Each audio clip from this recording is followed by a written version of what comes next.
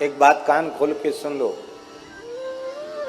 कबीरदास जी को सीधे ही लोग कह देते मूर्ति पूजा के विरोधी थे, वो मूर्ति पूजा नहीं मानते थे। ऐसा कहना कबीर जी के स्वरूप को न जानना है, उनका अपमान है कबीर जी का।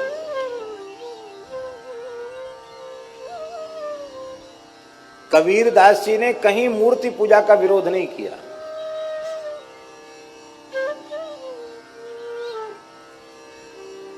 वे इसके विरोधी थे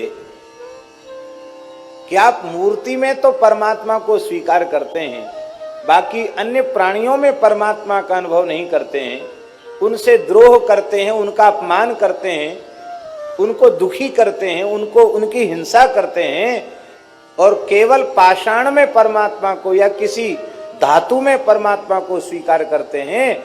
इस प्रकार की तुम्हारी मूर्ति की उपासना के नाम पर पाखंड है। मूर्ति में परमात्मा को स्वीकार करो, पर जिस परमात्मा को तुमने मूर्ति में स्वीकार किया है उसी परमात्मा को चराचर में स्वीकार करो, कण कण में स्वीकार करो।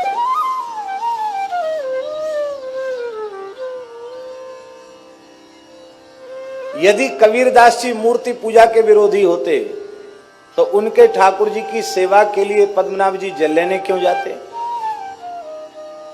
और हम आपको पता बताते हैं, राजस्थान में मंडावर एक जगह है जहां संत कबीरदास जी का द्वाराचार्य पीठ है। कबीरदास जी के शिष्य थे श्री निर्गुण दास जी।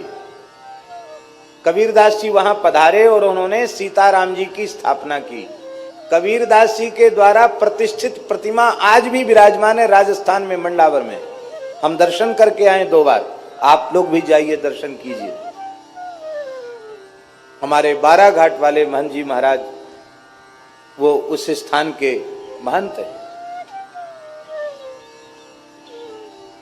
स्थान का नाम है निर्गुण दरबार और मंदिर में विराजे हैं सीताराम जी, वो भी अति प्राचीन कबीरदास जी के द्वारा प्रतिष्ठित स्वरूप आज भी विराजमान। मलुकदास जी को लोग कहते हैं मलुकदास जी मूर्ति पूजा नहीं मानते थे, पाखंड के विरोधी थे, इस तरह की बातें प्रायः लोग लिखते हैं। मलुकदास जी को निर्गुण धारा के संत थे और हमारे वृंदावन मलुक पीठ आइए, मलुकदास जी के सेवित सीताराम जी लगभग 450-500 वर्ष प्राचीन ठाकुर जी आज भी मलुक पीठ में विराजमान है।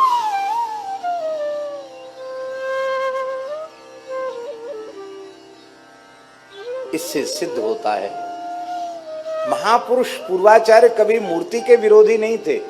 मूर्ति पूजा के नाम पर जो केवल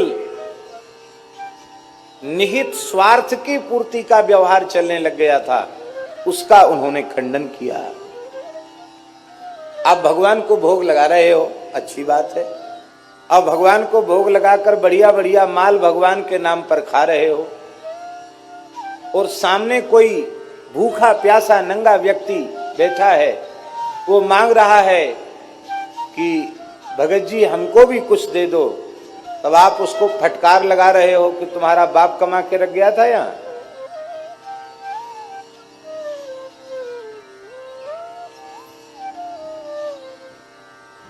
ये पाखंड है।